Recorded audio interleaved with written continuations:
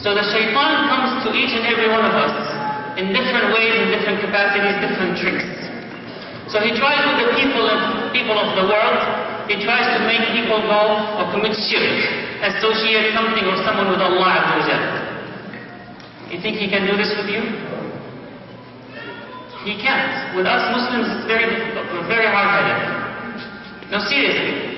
But with 80% of population he managed to do that. We're only 1 billion, the rest have committed association, shirk. So he managed 80%. Now for us as Muslims, he did not give up on us. He still has a lot to do. So he moves down to the next level. So he wants you and me to commit major sins, al-kabair. So we fall into, some of us, 1%, 2%, 5% fall into the kabair. Many of us escape that. He doesn't give up on you or me. He moves on to the next level. He tries to make you and I fall into minor sins. If you escape minor sins, and you're mashallah such an angel, you go to the masjid, you read your Quran, and you do all the things that you're supposed to do, he still does not give up on you. He tries to mess up your priorities. So he may be doing all that you need to do, but your priorities are messed up. And so on. So the shaitan is making sure that we don't make it to Jannah, and that we go to Jahannam instead. And he's putting all these hurdles and hardships in our way.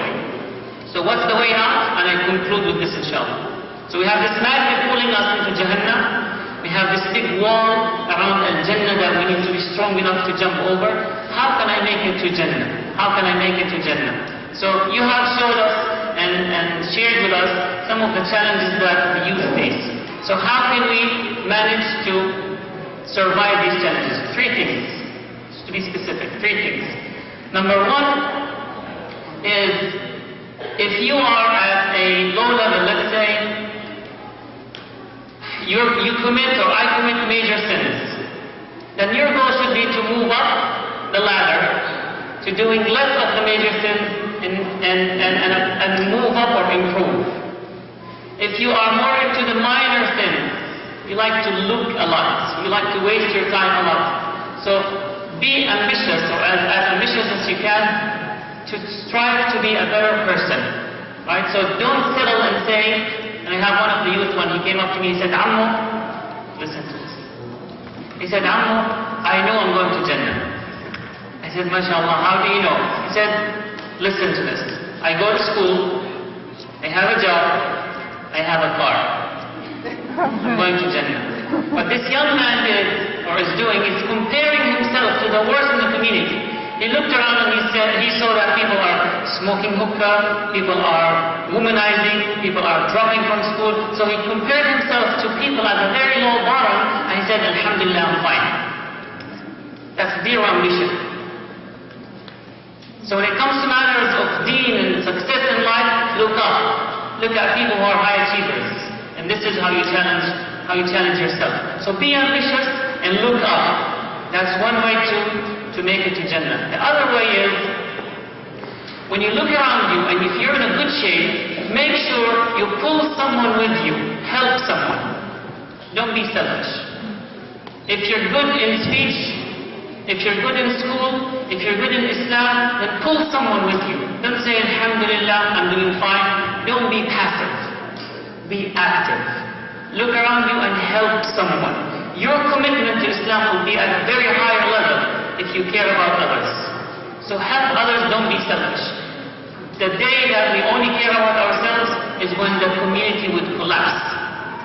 And the Prophet Allah Azza wa Jalla told us, كُنْتُمْ خَيْرَ أُمَّةٍ أُخْرِجَتْ لِلنَّاسِ تَأْمُرُونَ بِالْمَعْرُوفِ وَتَنْهَوْنَ عَنِ الْمُنكَرِ. We only qualify as the best ummah is when we help one another. When we see something broken, we try to fix it.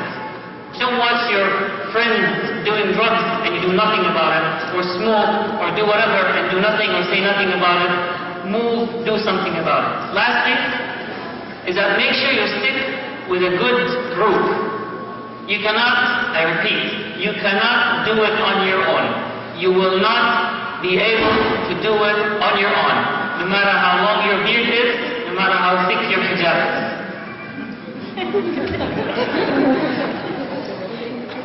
So make sure you stick with a group.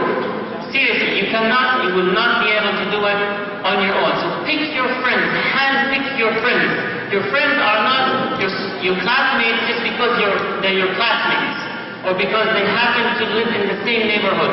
Pick and choose your friends because they will shape your life. So to repeat my recommendations, number 1, be ambitious. Don't be satisfied with what you have. You're half the Quran, that's a good start. That's a good start. You have a black belt, good luck. This is just the beginning. Right? This is just the beginning. So always be ambitious and look up. You have a beautiful Qur'an, good. What's next? You're an A student, good. What's next? So be ambitious. Number 2, help others. Don't be selfish. And number 3, make sure you work with a group. I close and I will stop inshallah. I have a sheet of paper.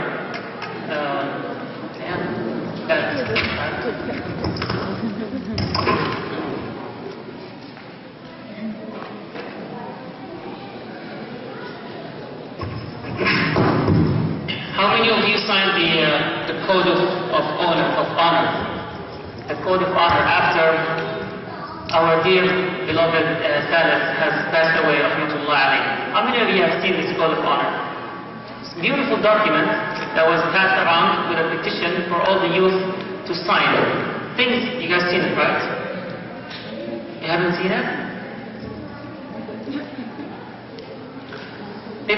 It's a long list of things that the youth have committed themselves to in memory of Salaf rahimahullah.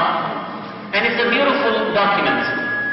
A beautiful list of things that has been suggested for the youth, not to fall in the traps and it's a beautiful list.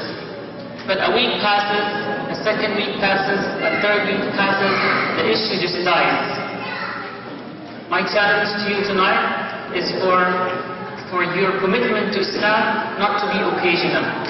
Not when something happens, when we have a huge funeral, when there's a good speaker in town, that we become pumped up and we want to be a better Muslim. Your commitment to Islam needs to be consistent, day in and day out, because we claim that it's a way of life. So let's not wait for someone to die, or for a good speaker to give a speech, or for something big to happen, to feel good about ourselves and to want to do something for Allah, for Islam, for ourselves.